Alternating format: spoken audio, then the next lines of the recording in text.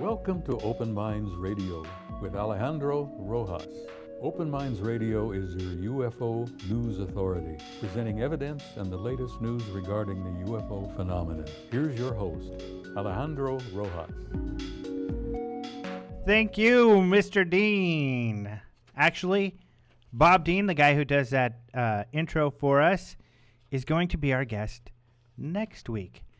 Hello, this is Alejandro Rojas with Open Minds Radio, your UFO news authority. Also exciting is that this week's guest is, I didn't lie to you last week, it's Ross Hemsworth.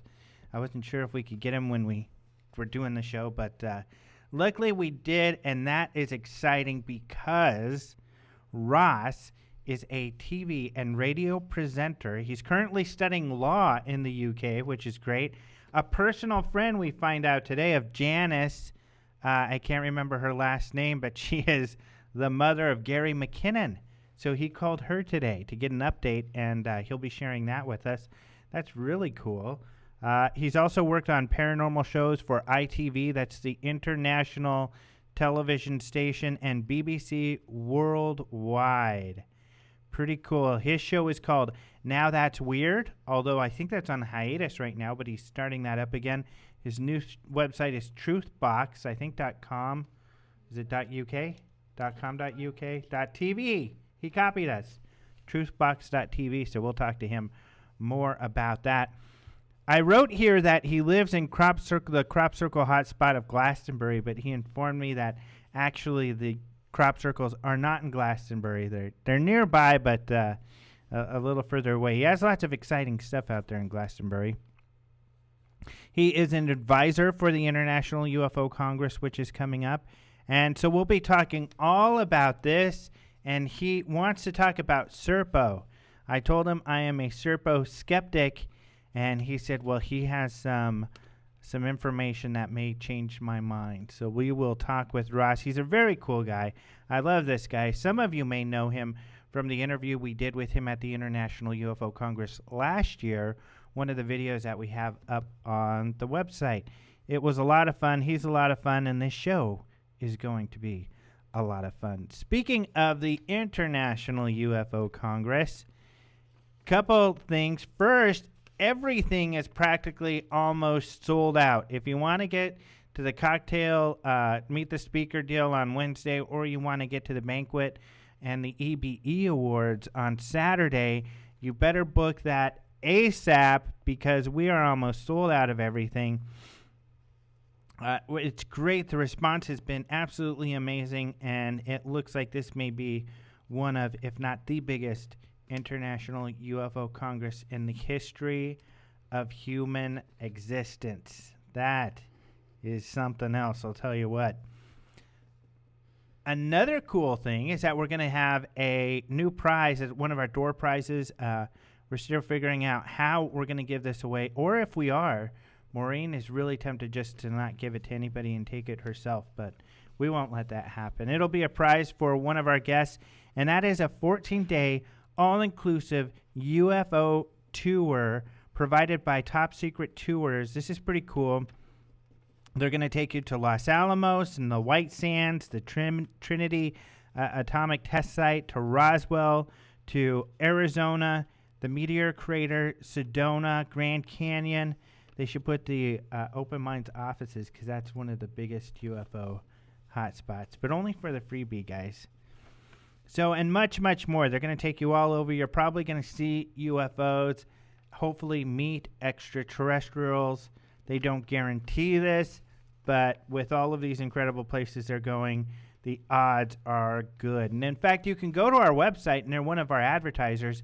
You can click on the link if you're like, hey, man, I don't want to wait to see if I'm going to win. I want to go on a tour right now. It's worth like $3,000, probably more. But it's a lot of fun. So go check that out or come to the conference and hopefully win your chance to do this cool thing. So there are some updates. There's some news. But, and I did want to say one of the things. Well, I'll mention that later, one of the stories we have up. So hang tight, people. I'll have some more news coming up on some of the cool stuff on our website. But what we want to talk about now, what we want to do is just one of the most exciting parts of our show, and that is to bring on our news correspondent who will tell us about the latest UFO headlines throughout the world, and there's some good ones going on. Ladies and gentlemen, I introduce to you Jason McClellan.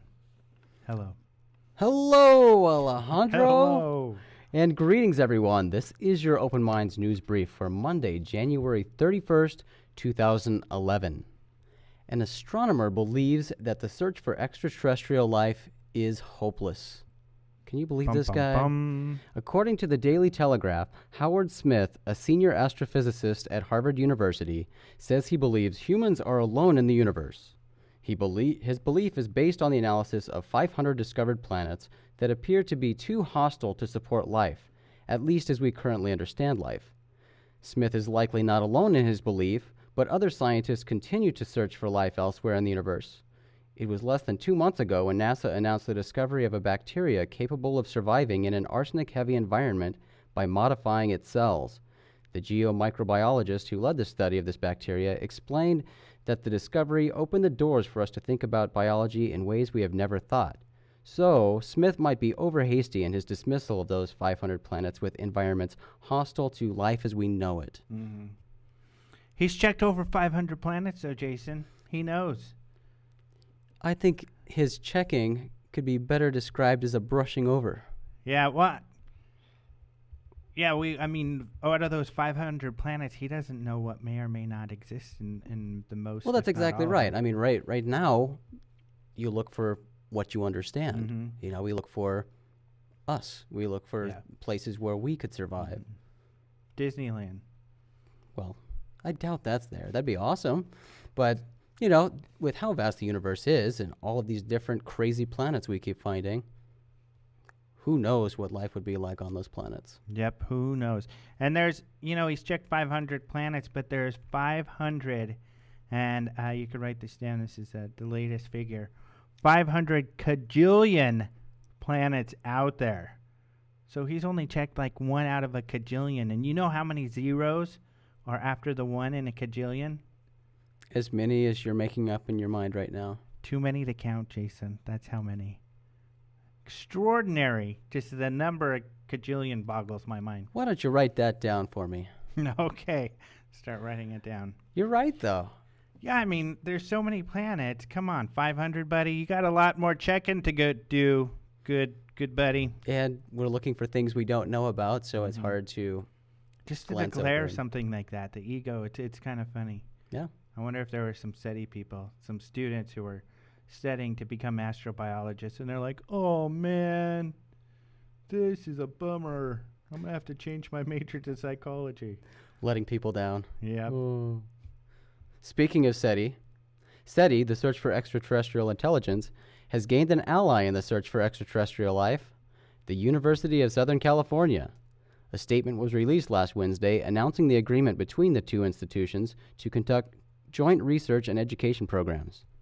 USC's leading astronomy program will greatly assist SETI in their hunt for extraterrestrial life, while USC's student and faculty will benefit from gaining access to SETI facilities like their radio telescopes. Mm-hmm. SETI also collaborates with UC Berkeley. Yep, so they can listen to nothing. Yeah, sit there and listen to that all day. I'll tell you what, USC or any other university or college out there, partner up with us. That's great you're partnering up with SETI, but partner up with us. We're going to be able to take you into areas of science that are much more interesting than listening to nothing, and which are some very valid areas, some of the stuff that has not been looked at. And there are very many scientists we write about. We could really open the minds in a more exciting way of these kids, of these students, than boring SETI. You know, this partnership with SETI and USC, I bet there are some conspiracy theorists out there having a field day with this. Mm-hmm. Get this. So USC has a fantastic film program, which is backed financially, very heavily financially, by Steven Spielberg and George Lucas. Dun, dun, dun. Yeah. And people have their ideas about Lucas and Spielberg and what they may or may not know. Mm-hmm. interesting, huh? Very interesting. What the heck To is some. going on? Some U.S. scientists claim that current attempts at communicating with extraterrestrial life are either disorganized or too cryptic for aliens to decode. Mm-hmm. This claim is made by postgraduate astrophysicists in Space Policy, an international interdisciplinary journal, where the suggestion is made to develop a protocol for sending messages to extraterrestrials. Establishing an extraterrestrial communication protocol would improve the likelihood of messages being understood by alien life forms. The authors suggest that such a protocol should include constraints and guidelines for signal encoding, message length, and information content. Additionally, they say a transmission strategy should be clearly laid out in this protocol, and they suggest a simple physical or mathematical language with the signal repeated regularly to avoid being overlooked as noise. That's interesting because, I mean, all we talk about now is listening for messages from Lord knows where, but maybe it would be a good idea to start sending some out in a more regular type of way. But of course, some people like Stephen Hawking will be afraid that the aliens will then find us and destroy us or eat us. That's what he said. Mm-hmm. But it is an interesting thought. You know, Mm-hmm. right now they're listening, but think about sending out messages, and if we just start at random sending out whatever we want, who knows what that could do. Yeah. But And how much power, according to SETI and those guys, it takes a lot of energy to send signals very far. So do we even have the capability to do that at this point? And again, it's, you know, at this stage in the game, it's all guesses. Yeah. You know, And we plus- don't know what yeah. technology other civilizations might have. Mm-hmm. We don't know if they're equipped to receive the types of signals we're sending, or if they even care to listen. Well, and there's some people probably cussing at their radios right now because, of course, this is all under the assumption that no contact has been made. Right, Or exactly. they're not just hanging out right. not very far from us right now, which Yep, that's a very good is point. most likely the issue. It is not uncommon for the appearance of disc-shaped clouds, known as lenticular clouds, to result in UFO reports. The unusual appearance of these clouds leads some to conclude that what they are seeing is a cloaked UFO. Another type of cloud-related phenomenon that some believe results from cloaked UFOs is known as a hole punch cloud. The October 2009 occurrence of a hole punch cloud was videotaped in Moscow and picked up by media sources around the globe. But a new study led by Andrew Hemsworth of the National Center of Atmospheric Research claims to have found an explanation for this strange phenomenon. Again, this is just his theory. This research determined that hole punch clouds are likely caused by airplanes taking off or landing. According to him, any airplanes, whether jet or propeller, can make these things. The results of the study appeared in the Bulletin of the American Meteorological Society. And there have been various theories with these clouds just in the past year, because we saw a lot of clouds in 2010 and at the end of 2009, a lot of these strange either circle clouds or absence of cloud in a hole pattern. I wonder if that's related, though, to more people having the phones to be able to take pictures and videos of these I think weird that's a cloud big part of it. phenomena. Yeah. Because, and really, quite frankly, I'm not so interested in the strange cloud phenomena because there's so many, you know, of course, there's a lot of sightings where we talk about and they turn out to be balloons and stuff. But there's a lot of great sightings out there, just a couple this week, you know, and the one hole punched in a cloud that is the most exciting of all time that I know of course, is the Chicago O'Hare sighting, where this UFO went through the clouds. So, you know, they know what went through the clouds there. A lot of people, including pilots and everything, saw this disc-shaped UFO punch through the cloud. So, you know, big deal about these more anomalous ones. What about these ones where people witness this stuff? Right. And they call that, I think the FAA called that weird, some kind of weather anomaly. But some kind of flying metallic disc is a weather anomaly? I don't think so. Weather seems to be, for some reason, a very easy way to explain something away, and people are expected to buy into it, and they usually do. Yeah. Media often, will say, oh, okay, great. Yep. It's a shame. Tragic. We try to fix that in our own little way. Yeah. And we're doing a good job, Jason. I'll pat you on the back too, my friend. A UFO organization in South Africa is calling for the government to release secret UFO files. This organization, known as the South Africa's UFO Resource, urges people to take UFO sightings seriously. The organization takes sighting reports, but claims that only 1 out of 10 sightings are reported. The organization's founder says this is because media around the world has not played a positive role in UFO reports, and there is the ridicule factor. People are afraid of the response they would get. Yeah. I love these kind of stories because I love seeing other countries and getting to know a little bit about the civilian UFO research going on in these other countries, and to see that it exists.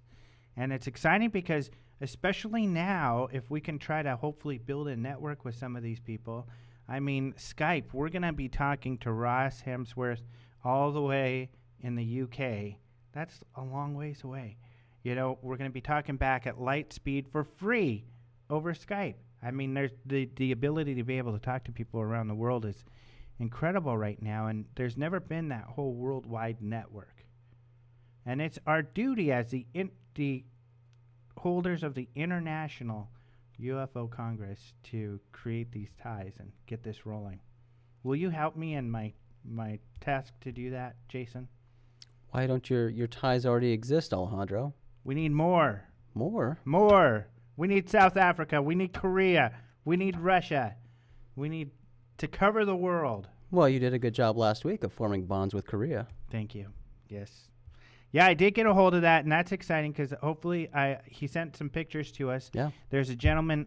We talked about that story last week, I think, huh? I believe we did. About the Korean researcher who was featured in the Korean Times, a UFO researcher, and he examines a lot of UFO photos and videos.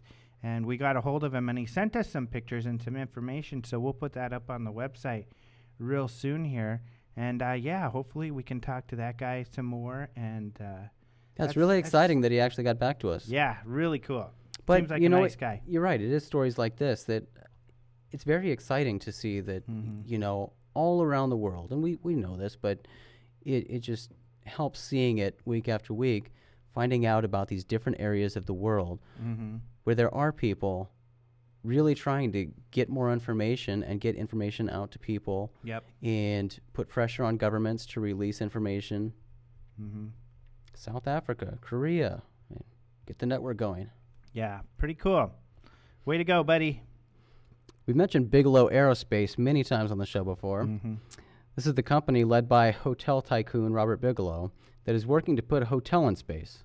The company has already tested their inflatable hotel modules in low Earth orbit. According to Popular Science, NASA is in talks with Bigelow Aerospace to acquire one of its expandable modules for installation on the International Space Station. NASA is looking for an inexpensive and proven way to expand the usable space aboard the ISS, and a Bigelow expandable module might be just what they are looking for. Yeah, people what I love about the Bigelow stories is how well Bigelow Aerospace is doing, that they're really becoming a part of the space community and partnering up with NASA. And just because Robert Bigelow is the guy schmoozing, making these connections and all over the place, and he is someone who is not afraid. He'll boldly state his belief in UFOs, that he thinks that they're here, and it's a very big part of him and what he does. And that's exciting. So he's having these conversations out there. There's no doubt with all of these people that are building these big modules and stuff. And I'll bet a lot of them are believers as well in the UFO phenomenon and think that more is going on, but they're just too afraid to speak about it. Right. And we talk about this quite a lot in the news, but I find it really exciting. All of these private companies with their developments and their drive to get into space and all the technology they're coming up with, the crafts, the modules. I mean, these people are putting millions and millions of dollars into these programs, and I don't know, it's just exciting, you know. Yeah. Just counter to NASA, which things seem to move very slowly. Yeah. But I mean, companies like Bigelow and Virgin, I mean, Virgin Galactic, is just taking off like a storm. I mean, not very long ago, even a couple of years ago, like you said, NASA moves very slow. That's all we saw. It was NASA making little baby steps towards this or that, and in a not very focused manner. You know, all of a sudden you have George Bush saying, "Oh, we're going to the moon," so everybody switches to the moon. Then we have Obama coming, "No, we're not going to the moon. We're going to Mars," so everything switches to Mars. But now that the private industry is a part of the factor, all of a sudden we're in space. All of a sudden you can buy a ticket to go fly into space. Russia is flying people into space.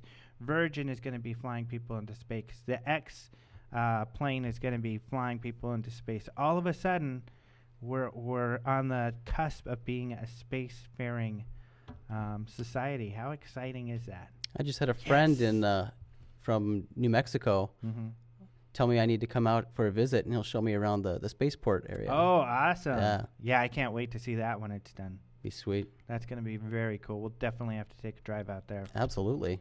Just a state over. Yep.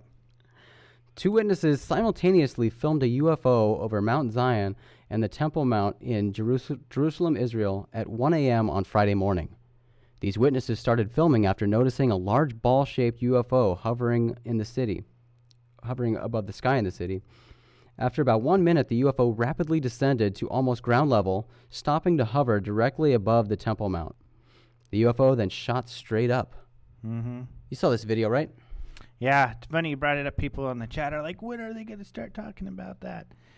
Yeah, it's an interesting video. The first time I saw it, the video looked kind of choppy, and I was a little, worried about that. I saw that he showed a guy taking the video with a phone or something, and I was wondering, well, why didn't they post that video too? But now they have. Yeah. And so I don't know. At first, I kind of had a bad feeling, like it looked like a hoax, and now I'm on the fence about it. Somebody's asking, if it's real or not. I don't know. I think we have to find out some more about the people who took the video. Right. Hopefully there's some research going on, because it's always difficult to get a hold of, again, international, difficult to get a hold of these people. So I don't know on this one. Yeah, I don't either. Watching the video, it looked pretty incredible. But watching the man up front, the camera in front, do the filming, and then the reactions of both cameras, and I don't know, it seems when this thing does its rapid descent and then ascension, there wasn't a reaction of surprise by the people filming. I would have flipped. I mean, if you haven't seen this video, I'm sure a lot of you have, but if you haven't, go to the front page of our website, or if you're listening to the podcast, a couple days may have passed, but still, just go to our search and put in Jerusalem, because we have a story posted there where you could see these 2 videos next to each other that we're talking about. And it is an incredible video where this thing drops, flashes lights, and then takes off. And but you're right. I mean, when that thing drops, first of all, it would have been, holy crap. I mean, how weird is that this light drops to just maybe 100 feet above the ground or something.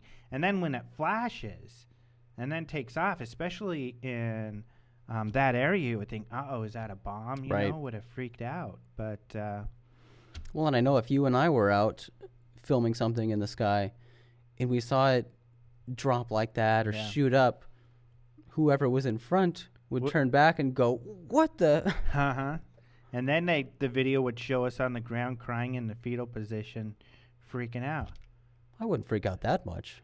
I might laugh at you and turn the camera on you if you were doing that. Yes, no. I did do that last week. You're right. Yeah. No, we're pretty tough. We're pretty used to this, but we would look at each other and, what the hell? Yeah, it'd be pretty exciting. Yeah, I would flip out. Really exciting. Yeah. I mean, even when you see something not that exciting, like an orb or something in the sky. It's still exciting. And when you see any sort of movement or whatever, you know, it's difficult to follow them perfectly because you don't know what movements it's making, especially when it shoots up rapidly or drops rapidly. Pretty cool video. Yeah, very cool video. Very good video. Very good video. That is it for the news. Well, I wanted to ask you today. about Utah. Did you see the Utah video? I did see the Utah video. That's a really good video. That one I don't think is a hoax. Who knows what it is, but this was a video of 3 lights over Utah, and it seemed like it dropped. Yeah. Which is fairly common in UFO videos, where you see something drop out, another light drop down. That was a really cool video, too. And something that, in my mind, helps that video is the witness that they spoke with on the news. Right. Just seems like a regular lady wouldn't have any reason to hoax a video or any know how to do it. Right. So. Yeah, that's another exciting one. So go check that out. That's on our website, too. Good mention, Alejandro. That is it for the news. Remember to check out these stories, these videos, and more at openminds.tv, your source for UFO-related news. I'm Jason McClellan, your Open Minds news correspondent, and you've been briefed. Back to you, Sir Alejandro. All right. Thank you, Jason. Someone in the chat, John May Lives. That's from V. I didn't give V a very good review, by the way, the new V series in our magazine. But he has a good point that where the UFO was seen was over the Dome of the Rock, which is also known as Temple Mount, which is actually the biggest source of contention between the Israelis and the Palestinians, because when they draw their lines of where's Palestine, where's Israel, they both want Temple Mount and they will not give it up, and it's one of the big issues there. So it's interesting that that was the place. Some people say the Ark of the Covenant is or was there. The Knights Templar, I think, believe that they had exhumed the Ark of the Covenant under Temple Mount, but there's all kinds of stories about that. Anyway, very interesting stuff. Some other interesting stuff that we have going on our website, some other stories.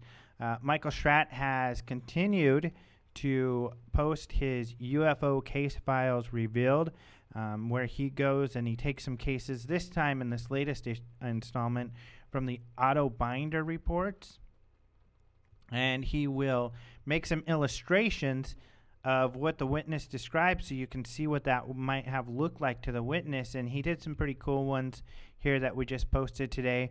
Also, he did one for an email we received, and this was kind of neat. One of our readers, listeners, his name Ed Towers, and he had actually, I've seen this, sent this to other researchers, but he wrote a very lengthy and detailed sighting that he had in Santa Clarita Valley in California, where he was cleaning his pool in 1978 and saw a UFO over the house. And Michael did a great job reproducing that, making a picture and a diagram of that, and you can see that on the website also. Paula Harris, Paola, that's how you say it in Italian, Paola. She wrote us something. Actually, Jason had written a bio or a story on Colin Andrews, and Paula Harris had also done an interview, so we used excerpts of that interview in the magazine story. But we wanted to post the entire interview because there's some very interesting stuff in there. Some stuff you probably never knew about the famous crop circle researcher Colin Andrews that are in this interview. So you can check that out on the website as well. And then, like I talked about, the Korean UFO chasers, SETI, and teaming up with USC and some of this other stuff we have up on the website too. So those are some of the things that we have on the website going on. However, I am very excited, and I know I say that every week. I'm excited about the guests, but I really am. And I'm very excited about today's guest, Mr. Ross Hemsworth, who I believe is on the line. Are you there, Ross? Hi, Alejandro. Great to speak to you again. All right, great to talk to you. And the audio quality, it sounds great, even though you're many, many, many miles away right now. Sometimes, these things, this new technology makes us sound as if we're next door to each other, even though we're across the sea. Exactly. So it's pretty exciting. It's pretty cool stuff. Absolutely, yeah. And I have to say that there was a little bit of fuss earlier on trying to get the phone lines and things to work this end. But once we got it all sorted, it's lovely and clear. Yep, it's perfect. So, and I want to thank you for staying up because it's the wee hours of the morning for you out there. It is, and what I've got to say, and I must apologise to the listeners if they hear any background noise here, because this is the most exciting time of the day for my two cats. And I've got a young kitten who thinks it's great fun to get up here and tap the microphone. So if you hear any noise, that's what it'll be. Yeah, they always want to be the center of attention. Absolutely. Well, thanks so much for being on the show, and we can start with a correction that you made, and I had mentioned it a little bit earlier. I had mentioned that you were from the Glastonbury area and had said that it's a crop circle hotspot, but you pointed out that the crop circles are actually a little ways away from you. Yes, yeah, you have to travel east of here a little bit, up into Wiltshire, just the other side of Trowbridge, and you'll get into crop circle country there. There's an area between sort of Avebury and Stonehenge, and most of the crop circles tend to appear in that sort of area, and I think that's why a lot of people believe that the circle makers, rather than strange phenomena, are the cause, because they do tend to be within a few miles of each other. Mm-hmm. And how do you feel about that? I've got mixed feelings. I mean, I've spoken to some of the circle makers, and I've spoken to people that claim to know circle makers, and they say that they probably couldn't do it without some kind of outside influence. But one of the telling things for me was the story of a farmer on a farm talking to a friend of his. The friend was totally skeptic, the farmer wasn't, and they were moaning about the damage to the fields that they get through the summer and the damage to the crops. And one farmer said to the other one, yeah, but it's ludicrous, these people stomping across your field at night. And he said, well, do you actually believe that? He said, surely you don't believe that little green men do this? And he said, well, no, I don't. He said, but I do believe it's more than just people stomping across the field. Mm-hmm. So he said, well, what makes you think that? He said, well, this evening when you finish working on the farm, come and sit on the hill on my farm and just sit there. He said, why? He said, just do it. So he went and sat on top of this hill, just overlooking the farm, and this flock of geese flew across the field as they were doing most nights. And when they got to the crop circle over this farmer's field, they split. Now, they always fly in a V formation, geese, as you probably know. And they split into two groups and literally flew around the circle. Wow. Now, that's not something that would happen if there was just people making dents in the corn below. Mm-hmm. So I think there's an electromagnetic energy that plays a part in this, and I think rather than looking for aliens from outer space, we should be looking perhaps at fault lines and energies that are below the surface, mm-hmm. and also the chalk deposits which are in that area, which hold water, because I think that also plays an important part in what's going on there. Mm-hmm. Now, I'm very interested in the kind of the orbs that are seen around there quite a bit. Now, I personally believe, Colin Andrews was able to demonstrate with his colleagues that famous video of the orb making the crop circle was hoaxed, and they found the guy who did it. But a lot of crop circle makers, a lot of people have filmed orbs or seen orbs in the area, and I always wonder if those orbs are related.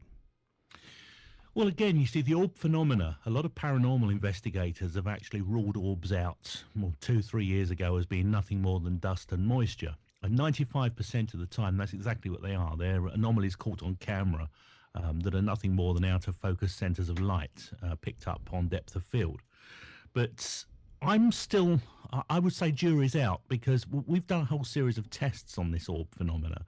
And certainly you can seem to get them to appear on request when you're working with things like mediums. Now, if that was dust or water, then we should be setting up a church, Alejandro, and praising dust and moisture, because if there's an intelligent communication coming out of these things, then to me, it certainly isn't dust and water. I think there has to be more to it. And certainly with the crop circles, there seems to be the same kind of phenomena. And again, I'm wondering whether or not it comes back to this fault line explanation that there's this geomagnetic energy coming from the Earth. One of the things I'm working on with my research at the moment is the tectonic stress theory, in that these fault lines are generating a cause and effect. which is directly affecting us as individuals because we're also electromagnetic, and the things around us. So when you put these things together, you can get these weird things going on. And some of the research I did in Scotland that you may know about was around Boleskine, where Aleister Crowley used to live, which is the Great Glen Fault in Scotland. And that runs across from Boleskine through Urquhart Castle and out to Ireland. And on that fault line, they've had all this weird stuff happening at Boleskine. I had a weird experience myself in Boleskine Cemetery where I disappeared off a video for about 4 minutes. Most of the Loch Ness Monster sightings have been on that line. So it makes you wonder whether or not all of these things are interrelated. And if you look at people like, for instance, Paul Devereux's been doing a whole load of work about orange orbs that seem to be appearing just before earthquakes, as if some sort of warning signal that there's going to be an earthquake taking place. So I think the whole orb thing, the jury is still very much out, and I think we need to not write them off too quickly. Yeah, that's interesting because to hear kind of that perspective, because it doesn't seem like the researchers out of the UK are as pragmatic about the phenomena as those in the US, or as you are. I think there's a lot of arguments going on in the UK at the moment with regards to what is paranormal and what is parascience. And this is one of the things I've been championing this year, is to come away from that old word paranormal, which has got some pretty poor PR and has covered things like ghosts, crop circles and UFOs for years, and change it to parascience and sort of say, well, okay, those that are more seriously interested in doing some real research to get to the bottom of some of this should be looking at crossing over science with these paranormal research techniques. Because the three-blind test that, or the triple-blind test, as science call it, that is done in the laboratory, cannot answer some of these questions. And some of the leading scientists are now coming forward and, finally admitting that. Now, if we can get our heads together with science and say, well, okay, let's get out into the field and explore some of these out-of-the-box type theories, then just maybe we'll get some answers. So this year, rather than being a paranormal investigator, I want to really put the word out there of parascience researcher.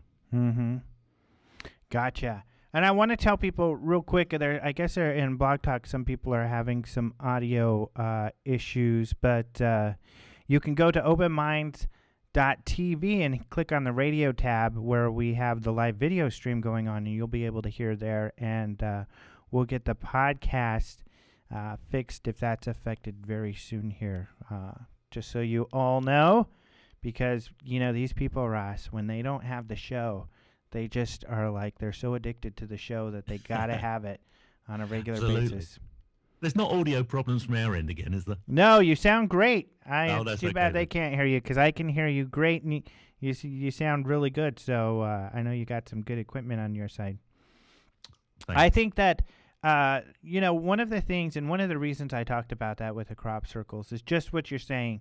I work with or I'm friends with Nancy Talbot, and that's one of the hard things that she has is that, when she tries to find people to do some of the science around the crop circles, she has a hard time because a lot of people would rather go and kind of meditate and stuff as opposed to, do some real scientific work out there. And that's kind of where it gets difficult. We suffer from that a lot here in Glastonbury. We've got far too much of the what I call Love and Light Brigade, and I've got nothing against them. All power to their arm. But to actually get science to take notice of these things, you have to step away from that, and you have to be realistic. And I've had some quite interesting banter with other researchers on Facebook and Twitter lately, because they don't all agree with my ideas, as you can imagine, nor would I expect them to. But it'll be nice to actually go out into the field and actually prove what you say by doing a series of tests. And at Easter time this year in the UK, I'm going to be doing exactly that. I'm actually taking a group of people out and filming a series of tests based on this tectonic stress theory, and see whether or not we can actually get some firm results, which we can then document and show on camera.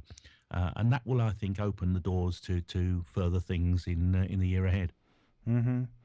That's exciting. I mean, and the science part is so important. I mean, that's what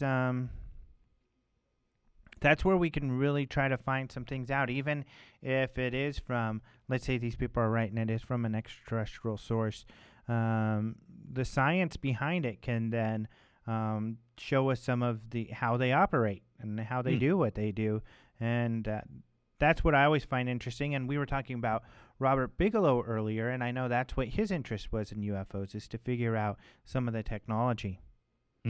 Well, I wouldn't say. I mean, Bigelow has got obviously a much bigger budget than I've got, and I wish we could get someone like that behind us, because that would give us the help we need to be able to find some of the things that we want to do. Because obviously we're always working on zero budget, because all the money in the UK goes to the universities, to the skeptical guys, the guys that are doing the work from the other side of the fence.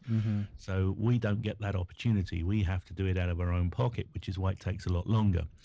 People like Bigelow, if we could get him involved in stuff like this, and I know he has an interest in it, then we'd be able to work a lot quicker and get much better results. But I think the whole point here is there is so much out there to be done. People are taking an interest. It is a wider and bigger audience than it used to be. And in fact, I've changed the name of my own radio show from Now That's Weird, because these things used to be weird, to Truth Box, because these days it's about the truth, what's actually happening. It's no longer weird. So we've actually had a whole change on that. But going back to your point about UFOs, I'm not discounting UFOs exist by the statement I made earlier. I actually believe now that they're paradimensional, parallel dimensions. So rather than whizzing across space, 3 million light years across space, they're actually moving through interdimensional portals. And I've got a picture, which I think you may have seen when I did a presentation at UFO Congress, of a creature that I confronted in Rendlesham Forest. Now, this is quite a strange story, because I went to Rendlesham to investigate the orb phenomena that people were photographing there. And I actually went into trance myself. Now, I didn't believe in mediumship at that time. I certainly didn't believe that any of the mediums were anything more than cold readers. So for me to suddenly be, if you like, taken over by something that was speaking through me was just horrendous. I just couldn't believe it. But this stuff was all coming out, and it all related to what appears to be light frequencies and transition of human to light body, all kinds of weird stuff that sort of back in 2003 made no sense to me at all. But I described this creature that was over my left shoulder, and lo and behold, one of the team actually took a photograph, and there it was in the photo. Now, we were on track 10 at Rendlesham. We'd gone back to the cars to get some soup and coffee after this event happened, and he just plugged the camera into the laptop, so there was no time for any manipulation. And there was this picture with, clear as anything, this alien-looking entity right over my shoulder, in, of all places, Rendlesham Forest. So I've never been able to work out what that is. I've shown it at conferences all over the world. I've shown it to people, to experts, to photography experts. Nobody yet has been able to give me any logical or rational explanation as to what that is in the photo. So I do believe there are entities there, and I do believe we encounter them. But I think it's interdimensional gateways rather than, little green men. Yeah, that's very interesting. I mean, it kind of goes back to, and I'm going to write this down because I want to not forget that. But when you talked about how you changed your name from Now That's Weird to the Truth Box, it's kind of this evolution, which is a positive thing. And you can, it's a good question to see if this evolution has happened, probably even more so in the UK than here, to where a lot of this strange phenomena, what was called paranormal, isn't so weird anymore. I mean, we have so much of it coming to us from the media where we've kind of evolved where that's not weird, but the phenomena doesn't just kind of sit there and stay the same as it always is. It gets more weirder. It pushes the weird envelope.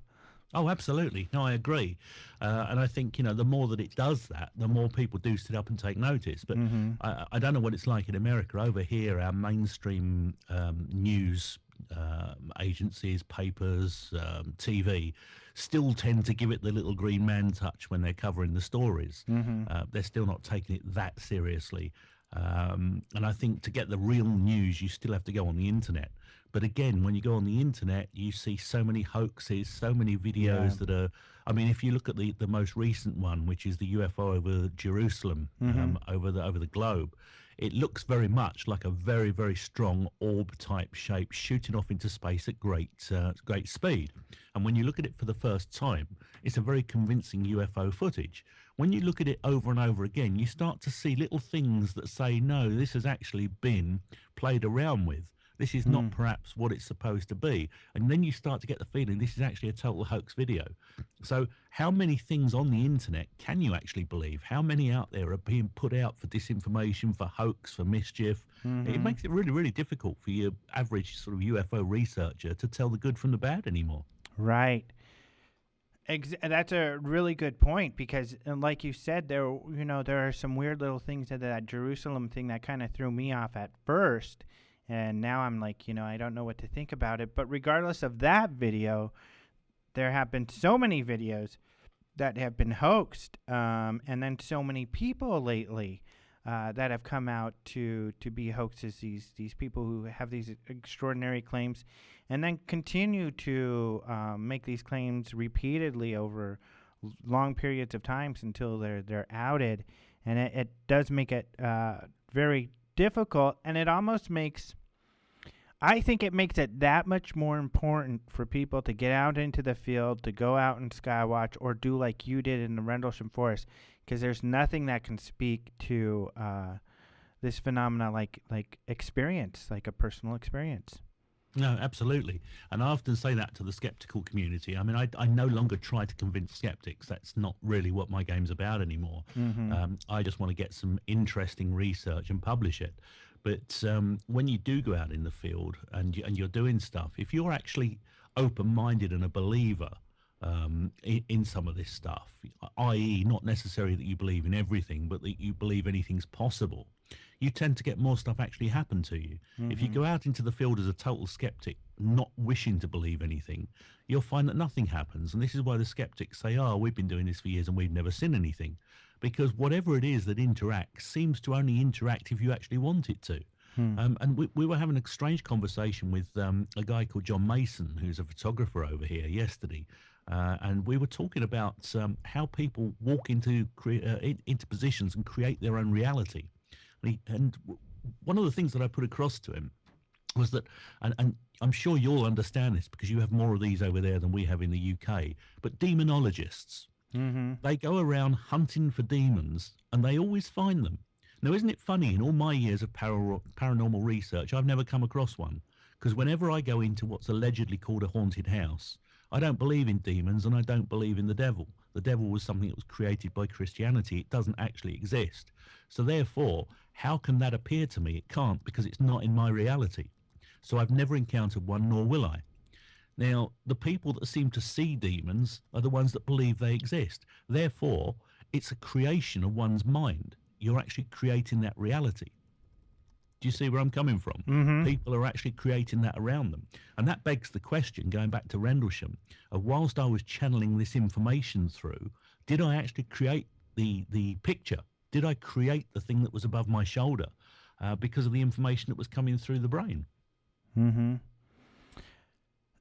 That is, when you talked about the Rendlesham thing, it reminded me of Nancy Talbot's current case. And I know a lot of people struggle with this Robert Vandenbroek out in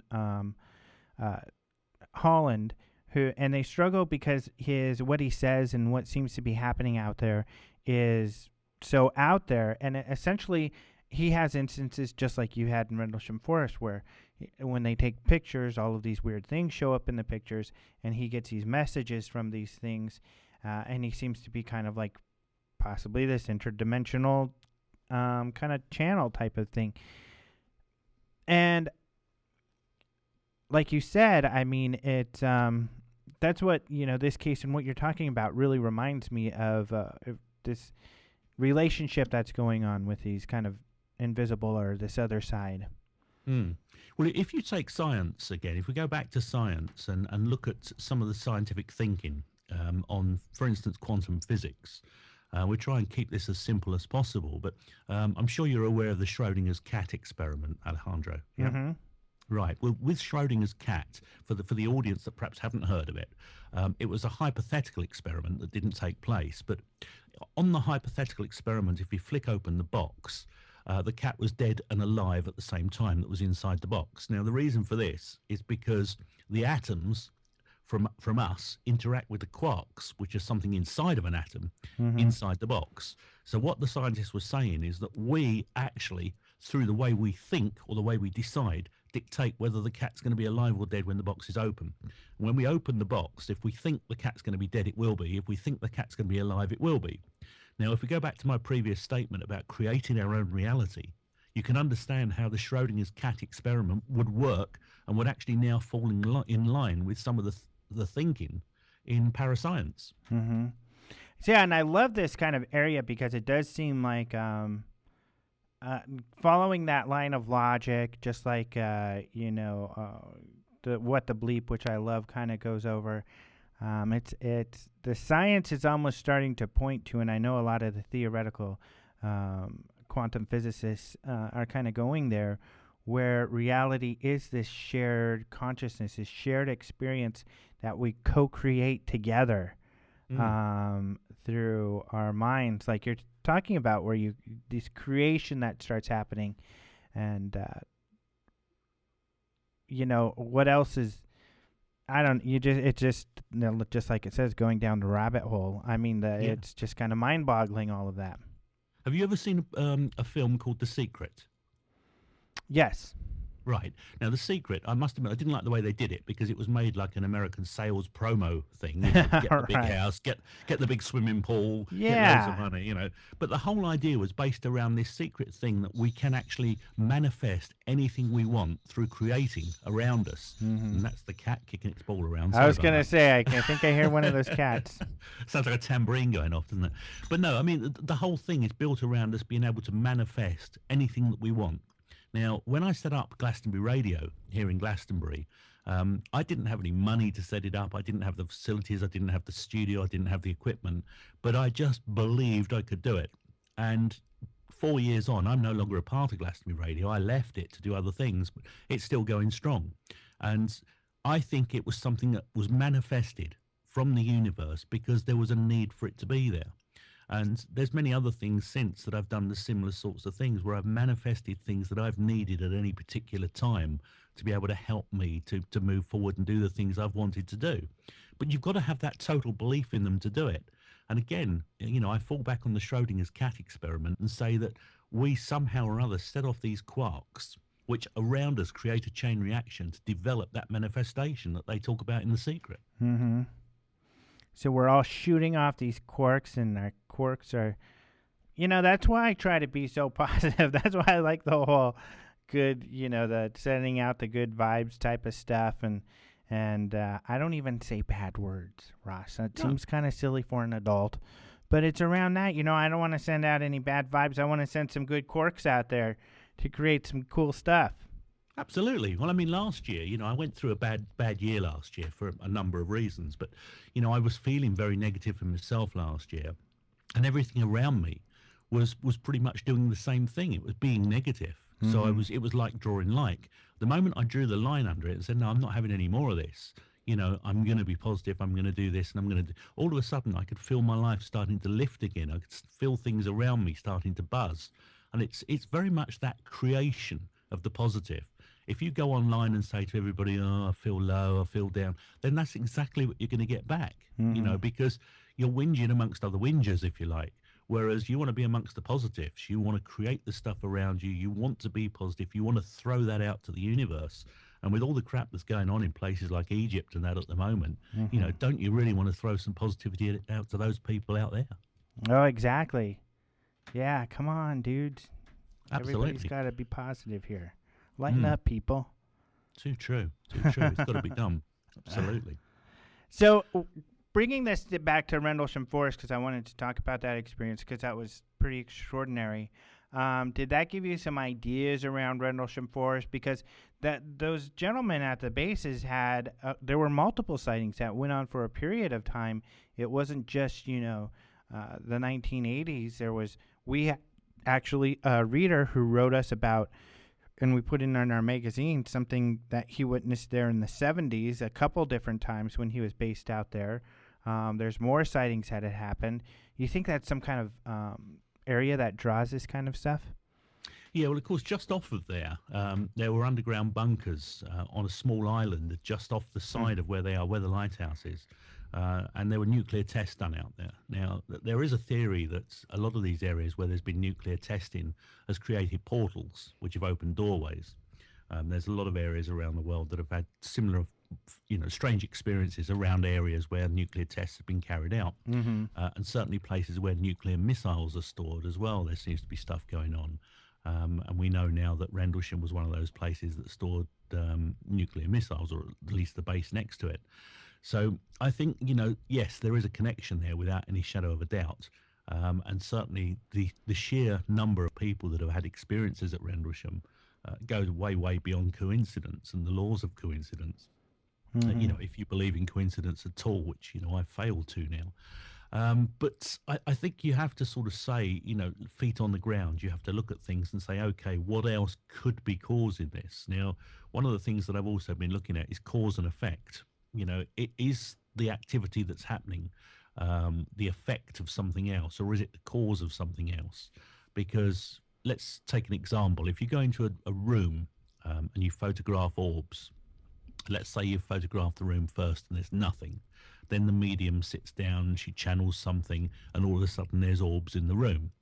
Is the fact that the medium's in there and breathing and moving around, moving her arms, creating dust to come up to then be photographed by the camera? So, for instance, is it an effect of something else that's happening?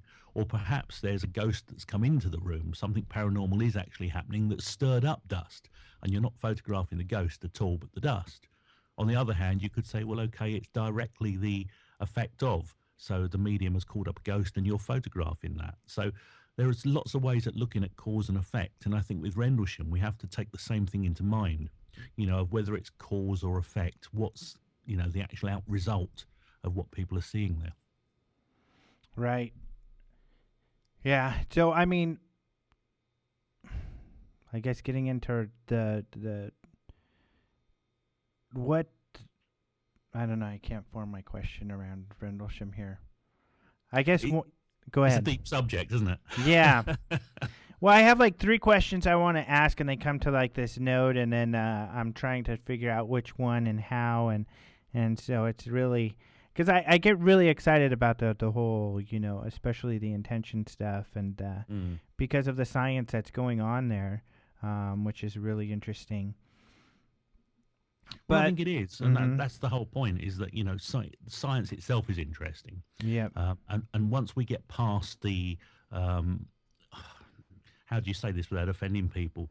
There's been so many paranormal shows on television where UFO investigators basically calling everything they see UFOs, and ghost hunters seeing, Boo Scream, Fred the Ectoplasm. Right.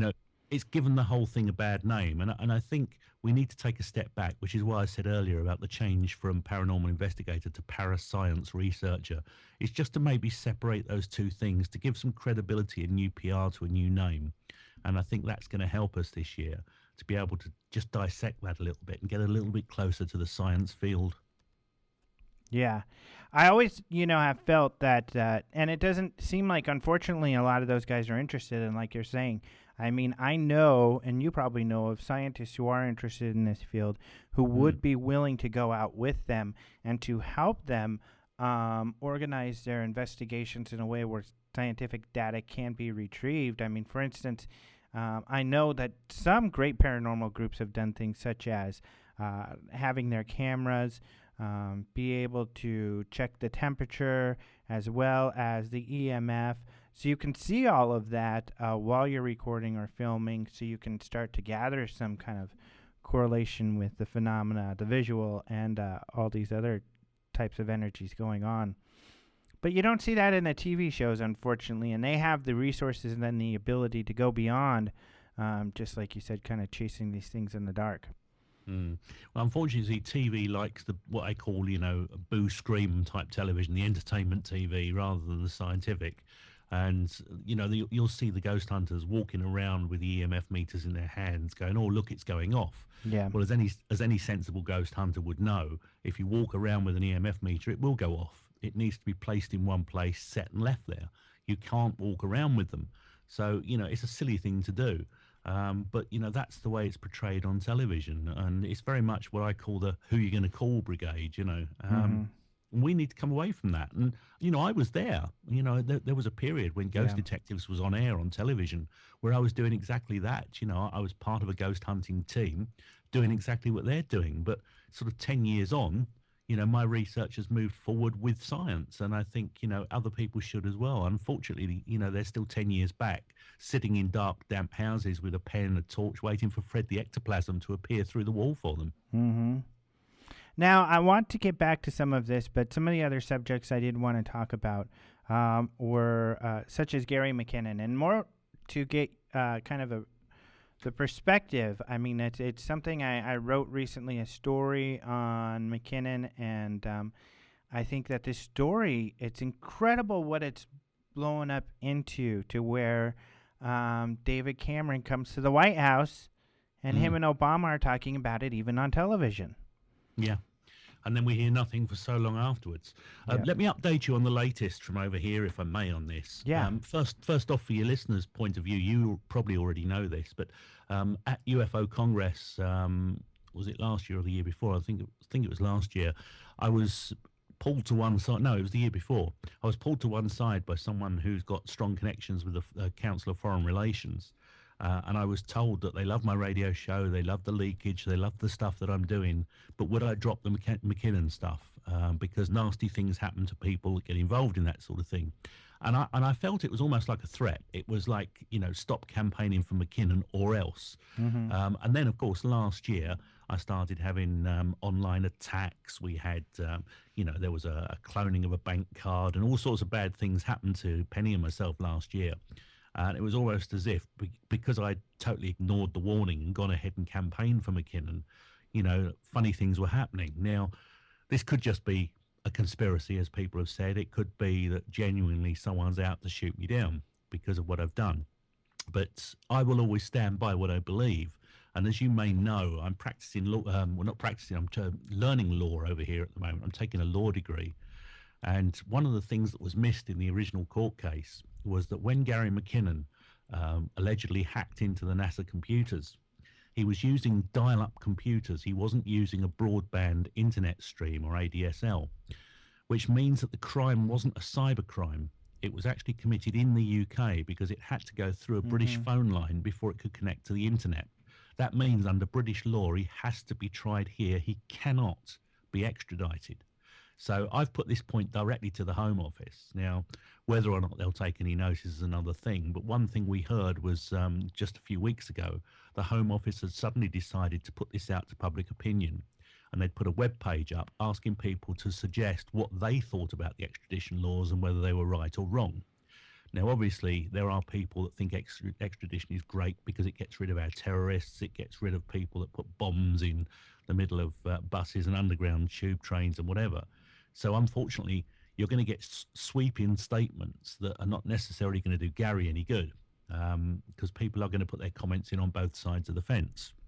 But from what I can gather, the latest actual release from the Home Office has requested a second autism check on Gary McKinnon, saying that they want proof that he is definitely autistic.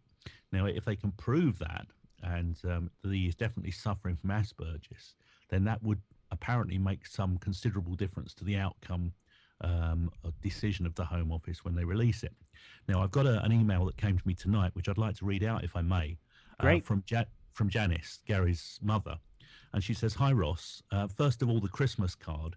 Did you know politicians from all parties signed the card for Gary, including Desmond Swain, who is David Cameron's parliamentary private secretary? Wow. Many of the lords and baronesses also signed the card, and this in itself has prompted a debate in the Lords on Gary's case. And they said there is enough medical evidence there that Gary's extradition should be refused now. In March, it will be 10 years since the alleged crime took place and 9 years since Gary was arrested in March 2002. The Home Affairs Select Committee also asked me to give evidence, which I did, and Shami from Liberty and Fair Trial Abroad, and they said Gary should not be extradited, but should be tried here.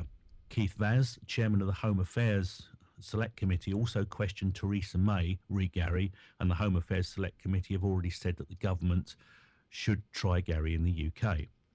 We are currently waiting for Theresa May's decision if Gary can be kept in the UK, and she has asked Gary to undergo yet another medical assessment, but we are insisting that only an expert in Asperger's should reassess Gary. It's Gary's birthday on the 10th of February, and it's Autism Day in the UK on the 13th of February. All the best, Janice. Now, I think, Janice has been brilliant. She's literally everything you would want from a mother. She stood by her son throughout this. She's maintained the story from the beginning that this is what he's done. He's never said he's not guilty. All he's ever said is the charges have been trumped up. When he was originally arrested, they told him he'd get a few hours community service if he pleaded guilty. So therefore he pleaded guilty. And what he pleaded guilty to was a very poor attempt to hack into the NASA computer to find out details of UFOs. Now, during that hack, on a radio interview with me, he said that he found details of a room where they Photoshop out pictures of UFOs and other phenomena. That was later backed up by Edgar Mitchell, who said such a room exists at NASA. He also said that there were details of 12 non-terrestrial officers registered with NASA. Now, I want you to bear that in mind, because when we come on to talk about Serpo in a little while, I think you might find that number very, very, very relevant to what I'm going to talk about on that subject. So bear that one in mind. But I think the whole thing with McKinnon is, he has said he's quite happy to stand trial. He doesn't necessarily want to walk free, but he wants to stand trial in this country. And my own thoughts on this, Alejandro, I keep putting an S on this. My own thoughts on this are that we've had various courts dramas, if you like, in the UK, where we've asked the Americans to provide video evidence, like the friendly fire incident in Iraq. And the Americans have said, no, they won't provide it because it's a matter of national security. We've then had to force them through the courts to show the video. Now, if it went to an American court, they wouldn't have to show that video. Therefore, I think the same thing applies with Gary. If it goes to a UK court, embarrassing documentation and information could come to light that the media could then publish. Whereas if it goes to an American court, that could be hidden for the sake of, inverted commas, national security. And I think this is the whole thing on the McKinnon case, is they do not want this stuff creeping out into the mainstream media, and that's why they want him in the US courts. Interesting. Now, what I think, though, even with that perspective, is that what it's come down to is it really does seem to be a very tricky situation and a very big deal between the U.S. and the U.K. It seems that really the British government was deciding that, it was bad for them. They didn't want to. There were so many arguments, such as yours, that the crime was not committed, in the U.S. so that he should be tried there, let alone his Asperger's, that it made more sense that he shouldn't be extradited. However, it seems like they were kind of trying to, through the WikiLeaks we see this, but also through, some of the conversations that have gone on, they've tried to convince the Americans to stop their extradition. They tried to ask the Americans, cut it out, let us keep him here. But that hasn't worked. And so now they're in this state where I think they're afraid, or for some reason, they really don't want to deny the Americans this extradition right now. And that seems to be the struggle. And it seems like they're kind of stalling until they are going to relook at this extradition treaty, which was changed to extradite terrorists. Not to be abused, just like all of the laws that came after 9/11, to be abused in this way. Well, I think that's the important point, because we always used to be proud in Britain of holding a British passport, because it meant wherever you were in the world, the government would always get you back to England. And you felt protected by that passport. You would go into an embassy, the embassy would fly you home, and they would protect you. These days, it seems like we're quite happy to throw any of our citizens to the lions at whatever request. And, realistically, until someone's actually found and proven to be guilty, there should be no way they're extradited. It's as simple as that. And it's all too easy at the moment. And I think even the British government now have seen that this particular extradition treaty wasn't worded in such a way as they thought. It is one-sided. If we want an American extradited to here, we don't find it quite so easy to get them. You Right. know, it is very, very heavily weighted on one side. And certain other people that should be extradited from the UK tend not to be. It depends on what the US want and how they want it. It seems that they write the rules and change them to suit. And Right. there's something very, very wrong with that system. And Right. it begs the question, what is there to hide on the McKinnon case? Why do they want a guy who hacked in, and he admits himself very badly, because he's no master hacker, to the NASA computer, tried to find out some stuff on UFOs, was only online for several minutes, and apparently now they're saying that he brought down all the communications for the US military and Christ knows what else, something that wasn't mentioned until just after the extradition treaty came into place. And he's now one of the most wanted, and they're talking about 60 to 70 years in prison. Right. You know, now you've got to say that there's something being hidden there. They want this man desperately for something. And But it how would certainly that- isn't for, you know. I just don't see how getting him here would hide anything, though. I mean, Gary has the chance right now, and he has for the last few years, to tell everything he has to tell, which it seems he has. So I don't see where, though, that getting him over here would hide anything particularly. If he goes into a UK court and the Americans say he brought down communications of, you know, all of the military aircraft and ships, they would have to prove he did. Now, in a British court, proof is 99% in a criminal court, nothing less. In an American court, they could say, no, this is a matter of national security. We can't provide this evidence in court. And the court case could go along without the evidence actually being shown. Now, I think that there's documents that he accessed. Possibly he doesn't even know quite what he's accessed yet. Because when I interviewed him, when he was talking about 12 non-terrestrial officers, he didn't seem to have any clue as to what they were. It was just 12 non-terrestrial officers.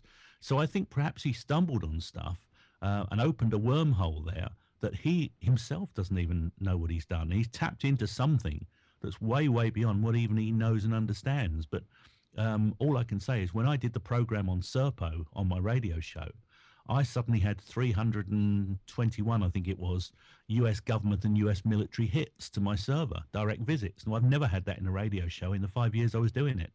So why were they tuning in for that one? You know, there's something around that particular mission that's extremely secretive and they do not want out there. I would think then that if that's all the case, the best thing, and we'll probably, if that is the case, this is what we'll see them do.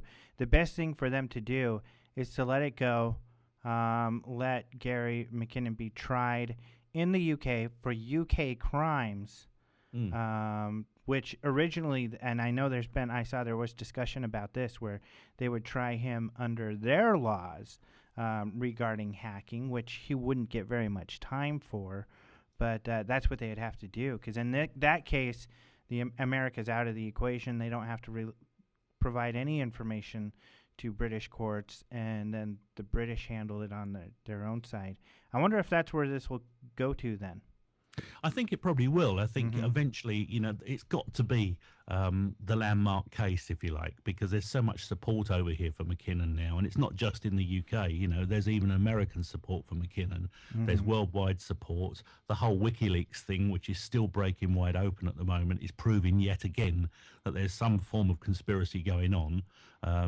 Assange is being charged with a sexual crime in Sweden, which was never mentioned until all of a sudden arrest came up in England for the leak stuff. Now it's a case of, well, we can't get people out of England very easy through extradition, but if we can get him extradited to Sweden, we can get him back to America where we want him. Yep. You know, so it's loopholes all over the place, just trying to swing the big axe all the time. And I think that the system is failing around them. I think, you know, the American government are not now as powerful as they were, and they're realizing it. I think, you know, some of the smaller countries are standing up and saying enough is enough. And I've got to say personally, as an American, that I appreciate that. I think I was appalled by what happened after 9/11. We received all of this support from around the world. People were so supportive of America, and they felt bad for what happened. And in the period of a few months, the Bush regime was able to turn that around into the world hating us, because we just use that as an excuse to say we don't want to hear what any of you have to say. We don't care about our agreements with the UN. We don't care about any agreements. We're going to do what we want. And it would be one thing if all they stuck to was terrorism, but it wasn't. They're abusing these systems, such as in this case, to do whatever the heck they want and to ignore, these laws and treaties and agreements that have been made across the world. And so it's nice to see that now it's backfiring. And absolutely. And well, another thing that I was told by someone in a position of power in America when I was in America last time at UFO Congress last year was that there is a person who's employed now full time for the American government whose job is to do nothing other than surf the conspiracy forums, and if any of the conspiracy theorists get too close to the truth, to divert it by way of starting a new conspiracy theory that'll take the heat off it and push it elsewhere. So we've got an awful lot of disinformation and hoaxes circulating on the internet purely because people are starting them. And a prime example of this, I wrote to you about earlier. I don't know if you saw the note, but SETI, the Search for Extraterrestrial Intelligence, there was a rumor going around just before Christmas that there were 3 big, what they called motherships, which SETI had seen and located on the edge of our universe, that had shown through communication hostile intent and were due to arrive here of all dates December 2012. And of course everybody was just copying and pasting this information on Facebook and on Twitter and various other conspiracy forums around the net. So before you know where you are, everybody around the world's scared shitless by this thing, and all I did was I went onto the SETI site to have a look, which I would have thought would be the first thing everyone would have done. And there's a disclaimer on there saying it's a hoax. The whole thing is a total hoax. So why have so many people just taken this conspiracy at face value and viral posted it everywhere around the internet without first checking it out at the home website of SETI? See, now that's how easy it is to start a conspiracy. Right. And this brings me to, this is a good segue to Serpo, because that's exactly what it seems that Richard Doty's job was with the Air Force as Air Force intelligence. We've had Linda Howe on and Dolan where we've talked about Doty before. And Doty seems to be the genesis of the Serpo case. So is Serpo another one of these disinformation confusion tactics? Well, it could be. You see, I'm mixed. The jury's still out on Serpo, but the more I hear about it, the more I get confused by it. I heard about it first off when Bill Ryan from Project Camelot came on my show and talked about it. Now, we all know that Project Camelot can come up with some great stories, but don't always have all of the information directly in place. And that's nothing against, the people that run it. They do a good job investigating, but every now and again you find cracks in the woodwork. Now, when they first brought it on, as I say, I got an amazing number of hits from US government and US military servers, which I found unusual. But I didn't think too much more about it at the time until Gary said about 12 non-terrestrial officers. Now, when I was at UFO Congress, I was talking to Don Ware, and Don said to me, oh yeah, Serpo's real, it took place. He said 12 people went, 2 died there, 2 returned. No, hold on. I'll get 2. Was it 12 went, 2 stayed there, 8 died, and 8 returned, and 2 died. I think that's right. But he said that he'd met one of the 2 personally, or one of the 8, and had a conversation with them. Now, he also mentioned that the Spielberg film Close Encounters of the Third Kind was very much based on Serpo. And if you actually ask Spielberg directly the question, he won't answer it. He won't say no, but he won't answer it. But the funniest thing for me was when I actually spoke to Edgar Mitchell, who was the 6th man to walk on the moon. I said, what do you know about Project Serpo? Now, as you know, Mitchell is a very intelligent man, and he's worked for NASA for a very, very long time. And Mitchell said to me, he took a deep breath and said, I cannot say, I'm aware of Serpo, I cannot say it didn't happen, which is not good grammar for a man that's that intelligent, which makes you think he was stuttering a little bit. He didn't like the question. I'm very much one for body language and the way that people answer questions as to whether or not they're covering anything. Now, if I can just take the listeners through a few points here. Project Serpo was also known as Crystal Night. It was written off as a total hoax from the above top secret forum. Now, I'll just go through some details here. It was supposed to be an alien exchange program which took place between the USA and the planet Serpo of the Zeta Reticuli system between 1965 and 1978. It says 12 US personnel went, 8 returned, 2 died and 2 remained on Serpo. Remember that number again, 12. The story was broken by Bill Ryan at Project Camelot, and I had him on the show to talk about it. Now, when we were discussing it, we went through various different things. And as I say, we had these hits from the government and military servers. And I just had that gut feeling that you get sometimes that something about this just sticks. I couldn't just put it down to being a hoax. There was something else to it. And it made me want to keep digging. Anyway, I went on to abovetopsecret.com, checked out what they've got to say. And it said it was a hoax. And there was an interesting statement that I found on another related forum. And it says, and I'll just quickly read it out for you, it says that it seems that Project Serpo has been exposed as a hoax created by McLean VA attorneys with possible government connections in concert with the three amigos of abovetopsecret.com, which also appears based on the material collected to be Quant12 Pro. This one is really strange and makes a good example of what is being done to take over the internet in the guise of just a few normal guys trying to make a buck. Now, that's taken from the Balt Forum, BAUTFORUM.com. Then it goes on to say it's, hold on, we can get to the next page here on my notes, about these 12 non-terrestrial officers.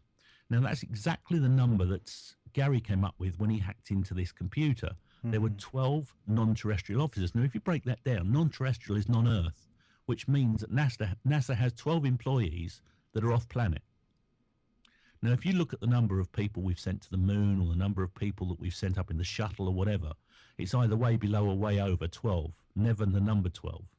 So right. I thought that was strange, 12 non-terrestrial officers. And then all of a sudden somebody sent me through some stuff on Johnson Atoll, which is an island in the North Pacific Ocean.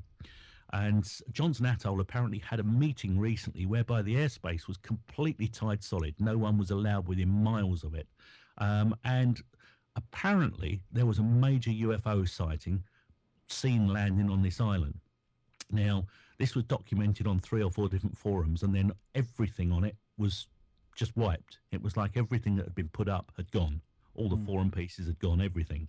Now, I've done some research on the island, and if you actually put Johnston Atoll into Google Earth, nothing comes up. You have to physically put in the coordinates of the island itself, because nothing shows. This place is so secret, it just doesn't come up on any of the maps anywhere.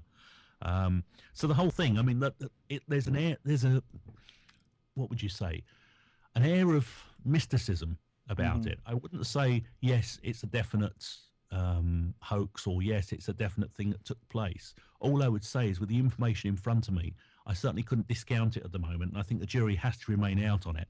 I think Project Serpo may have been written off as a hoax by the government and by the people playing with the government to take people away from the scent. In other words, the disinformation officer was there to close that one down as quickly as he could. Yeah, there's a lot of research that actually points to Doty being a large part of the Serpo information coming out. Outwardly, definitely, and some of the unknown sources tie back to him. But, like you said, and like historically, I think in the disinformation he has released, there has to be, or at least you always want to put kernels of truth throughout the disinformation. And, you know, some people suggest, I've heard this idea that, you know, like you said, the Spielberg movie is very similar to the Serpo idea, where at the end there's this exchange where the people go on the craft. But some people think, well, that's similar to Holloman.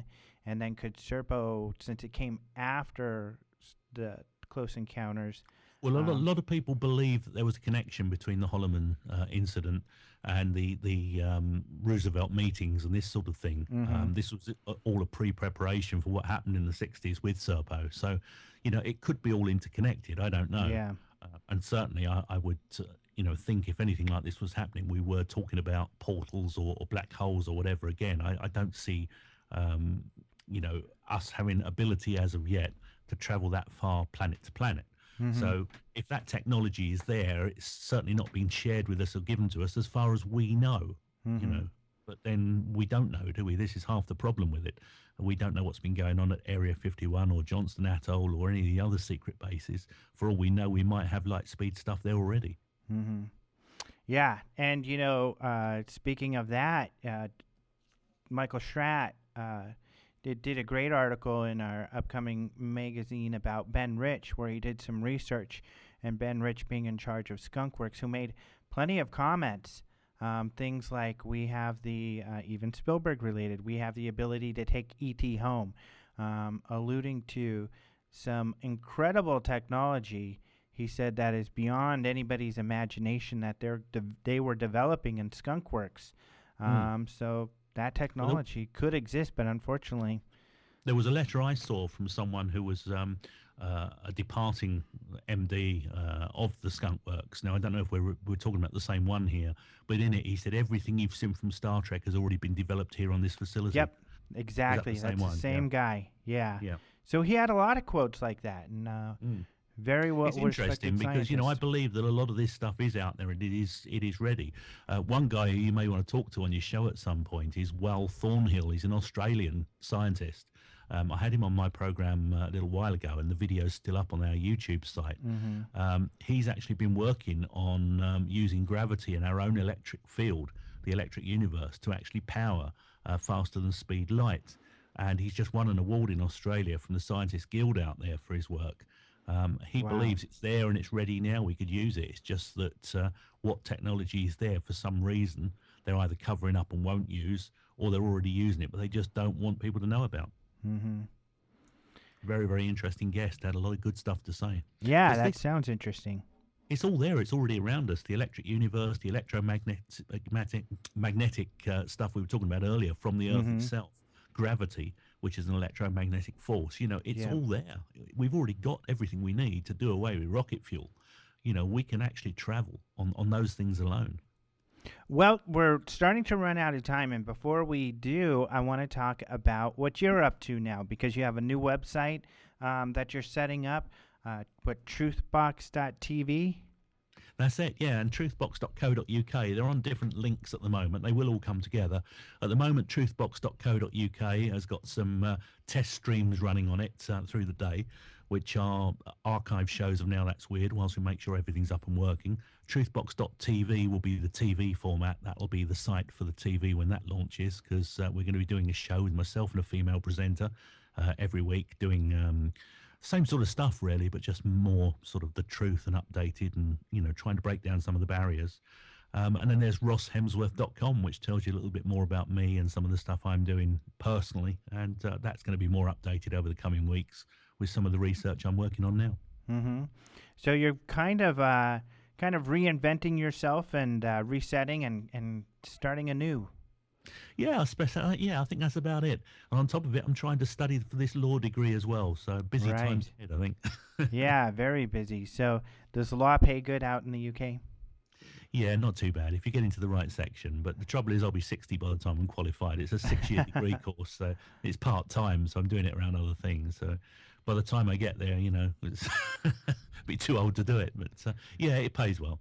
Well, it's good that you keep your mind working, because sometimes people kind of decide to kind of let it go and not use their mind and just kind of retire and quit. But you're out there thinking and doing and searching for the truth and getting the info out there. Well, I think that's the thing. And if people see that, you're an intelligent person, that you're actually doing stuff like that, they tend to take you more seriously as well. And also, there's so much rubbish going on in this country with our government right now. It would be good to actually have the qualification behind me to actually go and take the government to court when they get it wrong. Actually challenge some of the stupid bloody rules we have in this country, some of the stupid laws that they bring in. And they slide legislation under us in what they call amendments to statute. Which are, rather than making rules the way they're supposed to, they bring them in under the table so we don't know they're there, and then we just suddenly have to abide by them. And that has to stop. Right.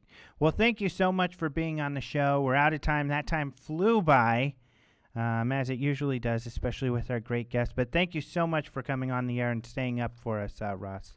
No problem at all. It's always good talking to you, and good luck with UFO Congress this year. I'm really sorry that I'm not going to be able to get out to it. Yeah, we're going to miss you guys.